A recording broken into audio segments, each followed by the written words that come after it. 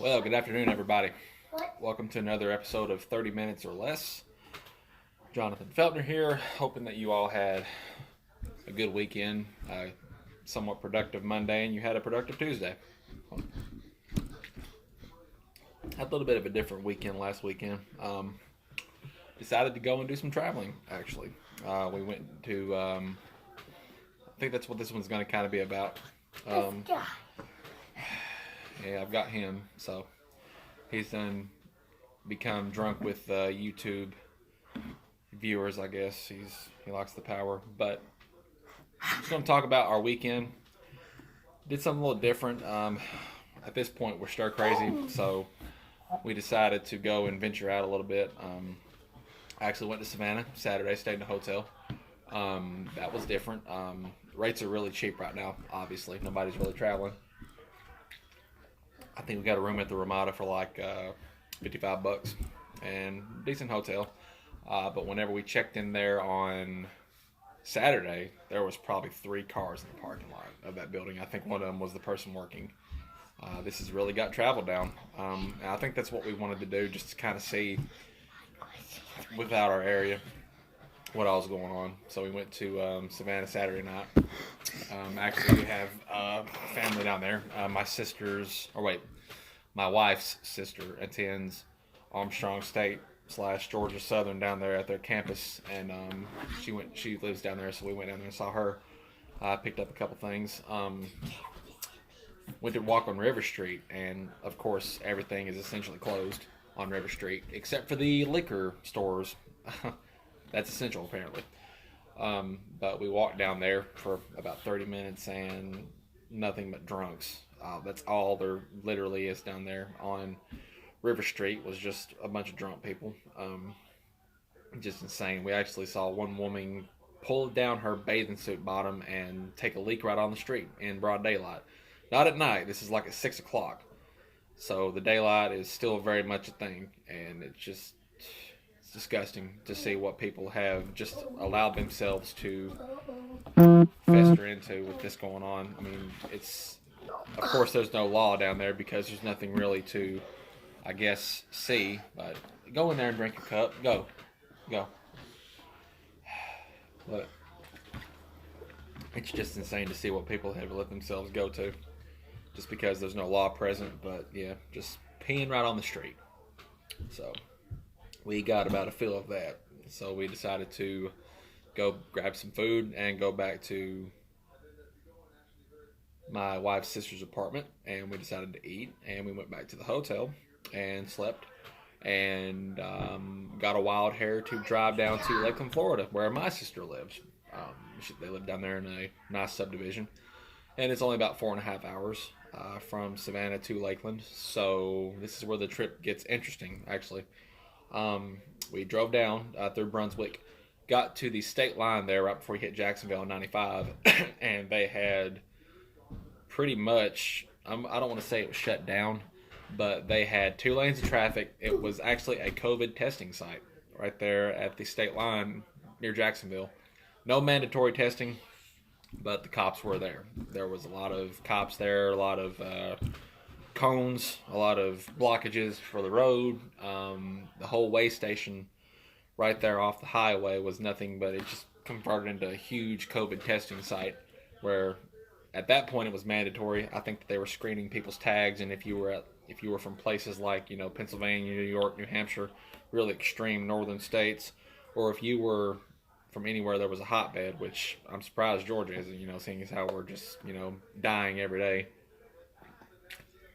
We're up to 24,000 cases of this stuff. It's tapering off, but I mean, regardless of what you do, if you stay in your house, numbers are going to rise. If you go out, numbers are going to rise. That's just the way it is. It's not going to stop with people just staying inside or going out. The numbers are going to do what they're going to do. Numbers. Yeah, I'm still not completely sold on the numbers. I'm sure I'm not the only one, but we're to the point now with this thing where if you say that you are at least somewhat skeptical of the numbers, you're insensitive and you want people to die and you don't care about anybody, which is literally the stupidest thing I've ever heard in my life. I mean, car crashes every day, but you staying home doesn't stop those car crashes, does it? People are still going to crash their cars. It's just the way things go. It sucks, but it's a fact of life. You staying home is not going to kill. It's not going to stop anybody from dying in a car crash any more than it's going to stop anybody from maybe getting this disease. It's just the way that goes. That's my rant. But drove through the checkpoint. Everything was fine as far as that goes. Didn't get stopped. Drove on down 95, and there's just a slew of beaches on the East Coast. I think there was like Daytona, Ormond Beach, Cocoa Beach, and almost decided to stop there and look at one of those beaches, but Jessica was driving, so I was, going through my phone, and the regulations for these beaches are nuts. I don't see how people. That's another thing that I'm kind of skeptical on, as far as like thousands of people flocking to Jacksonville Beach. I don't get that, because when you go on those websites and you look at these beaches and you see all of the regulations that they have in place for these beaches, it makes you wonder, did anybody really go on that beach, or is that just, people saying that? Because when you go on these websites, like I'll take, and Jacksonville Beach is one of them, but I'll take like Daytona Beach for example, because we drove literally, we were 20 minutes west of Daytona Beach. I mean, we were right there. So I looked it up online, just to see what exactly they have in place. Okay, so on these beaches, they're limited to basically, like Jacksonville Beach is limited to walking, jogging, no swimming. At least I don't think there was any swimming, but regardless, all of this stuff has to be done. And when you've finished whatever it is you're doing, you've got to get out of there then. There's no loitering around. There's no, well, you can sit there with your friend. You can do whatever you got to do as long as you want to. They say right there on their websites, the beach people or the lifeguards or whoever is in charge of these facilities and these beaches, they give you one chance. They'll give you one reminder that say, hey, look, you're done. If you don't get off this beach, something's going to happen. And then if you disobey their orders, then they give you a ticket and basically write you up for a second-degree misdemeanor. I mean, you can look that on the beaches. I looked at all these. I mean, that's not just me blowing smoke. I researched this stuff for 2 hours on the road. So that right there kind of makes me skeptical about how just thousands of people can go on beaches and then nothing's ever said about it. No tickets were ever written, but they all contracted COVID. So I guess that, in a way, that's their ticket. But that's, err on the side of caution, use the brain. We're not going to go to that beach. We're not even going to try to go there. So drive on through Orlando on I-4, which is nuts anyways. Not a lot of traffic, but the roads there are terrible. If you've ever driven I-4 going from, one side to the other, and you go through like Kissimmee, I think that's what you call it, Kissimmee and Orlando and all that junk, roads are nuts. It's like Atlanta roads. They've been working on them for years, and they're still as bad now as they was 3 or 4 years ago when they started working on them. But drove through there, get to Lakeland. Sister's got a beautiful house. We stayed there from Sunday to, Monday. Ate supper down there, just, breathed a little bit. I didn't feel like coming right back to Georgia and just dealing with, the everyday grind of trying to not let this thing take you out, because this thing right here, it's the ramifications of this financially and economically for the country and for people are going to carry a lot longer than 2 and 3 months down the road. This is something we're going to be battling with for years. And if anybody doesn't believe that, then they've got some serious problems. But stayed there from Saturday or from Sunday into Monday. Left early Monday, left about 11:30. And they live in Lakeland, which is basically the middle point of Central Florida. It's about an hour east of Tampa. It's towards Orlando, right there. It's a good spot where they live. They're pretty much centrally located to everything, but they're still in a good spot to where they're not right there at it. So me and Jessica said, we're going to go to Clearwater Beach. We're just going to drive and see, what it is. So we leave Lakeland Monday at I want to say 11:30.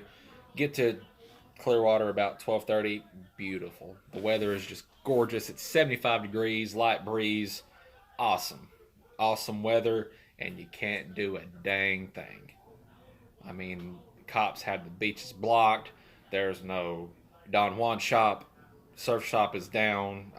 There's very few restaurants where people are basically just going in there and getting food and leaving. None of the merchandise shops are open. It's like there were people there, don't get me wrong. There were people there walking around, but that's all they were doing. I mean, you've got one of the nicest days of the calendar year in one of the most busy beaches in the world, and nobody's there. So what's stopping 1,000 people from going to that beach? Is what I don't understand about this whole deal. About okay, so just 1,000 people just went to Jacksonville Beach with all of the regulations and the restrictions they have, but what's to stop people from going to Clearwater Beach, or what's to stop them from going to Panama City or Miami? It's just it doesn't make sense. But it sucks that you've got one of the nicest beaches in the world, not just the country but the world, and you can't even go out there on the sand. It's depressing. It depressed the crap out of me. I kind of wish I hadn't have even drove down there, but I wanted to see.